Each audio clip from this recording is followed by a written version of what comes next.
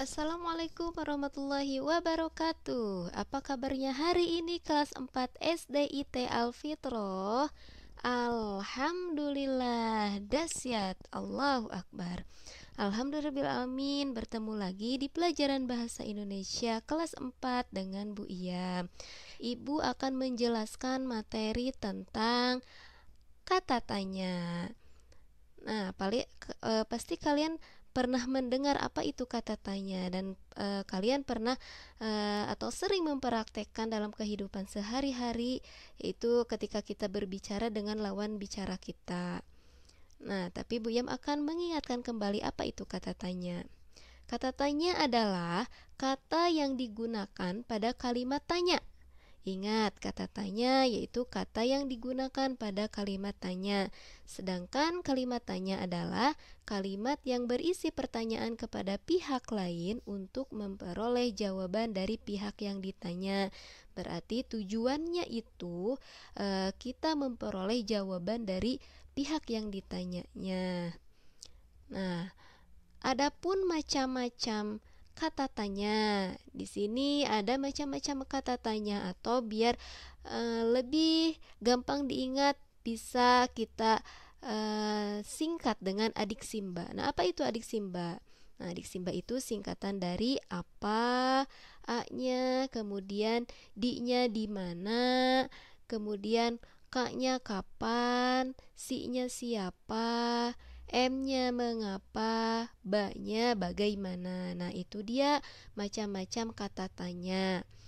Apa, di mana, kapan, siapa, mengapa, bagaimana. Bisa disingkat dengan adik Simba.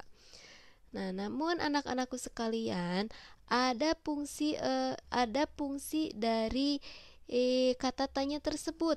Nah, kata tanya tersebut mempunyai fungsi tersendiri. Yang pertama ada kata tanya apa. Nah, fungsi dari kata tanya apa yaitu untuk menanyakan benda, keadaan, atau perbuatan. Contohnya, apa yang sedang kamu lakukan? Dan biasanya diakhiri dengan tanda tanya. Ingat, kalau kalimat tanya itu pasti diakhiri dengan tanda tanya. Yang selanjutnya ada kata tanya siapa. Nah, kata tanya siapa berfungsi untuk menanyakan orang yang terlibat. Contohnya, siapa nama wali kelasmu? Yang selanjutnya ada kata tanya kapan. Kata tanya kapan berfungsi untuk menanyakan waktu terjadinya peristiwa. Contohnya, kapan kamu berangkat ke sekolah? Selanjutnya, ada kata tanya di mana. Kata tanya di mana berfungsi untuk menanyakan tempat berlangsungnya peristiwa, lokasi, atau tempat yang telah didatangi. Contohnya, di mana kamu tinggal saat ini?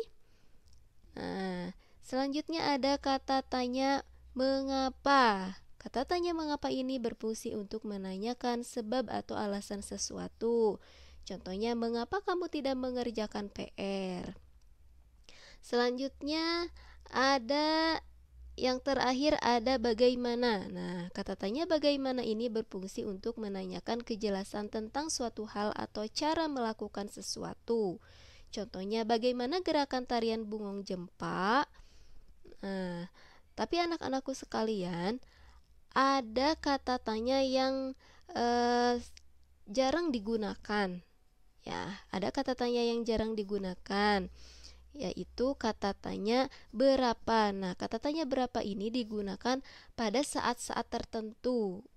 Ya, tapi dia mempunyai fungsi, yaitu untuk menanyakan banyak jumlah dan satuan. Contohnya, berapa harga buku gambar?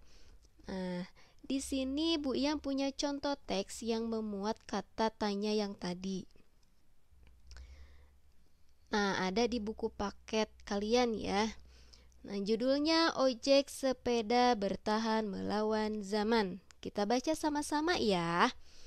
Di kawasan utara kota Jakarta, Bendungan Hilir, Jakarta Pusat, dan di beberapa daerah di Nusantara, kita masih dapat menemui tukang ojek sepeda yang masih bertahan dengan profesinya di tengah derasnya laju arus modernisasi.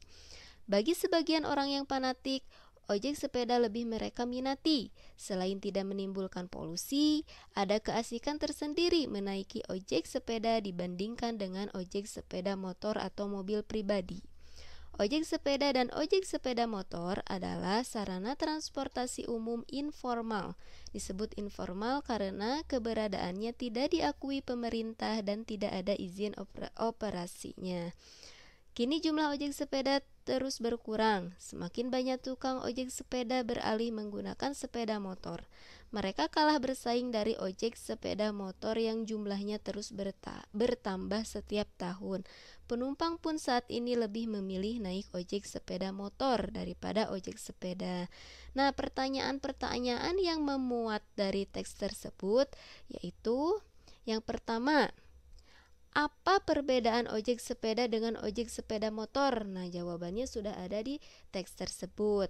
Kemudian, di mana kita dapat menemui tukang ojek sepeda saat ini? Yang ketiganya ada kapan? Kapan ojek sepeda mulai berkurang? Siapa yang masih meminati ojek sepeda pada zaman sekarang? Selanjutnya, mengapa ojek sepeda dan ojek sepeda motor disebut transportasi informal?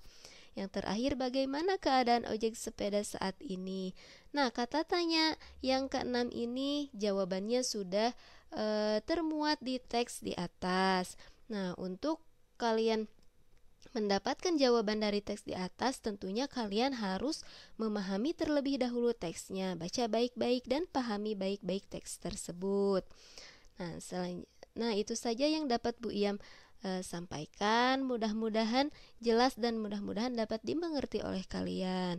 Mohon maaf apabila banyak kesalahan. Terima kasih. Wassalamualaikum warahmatullahi wabarakatuh.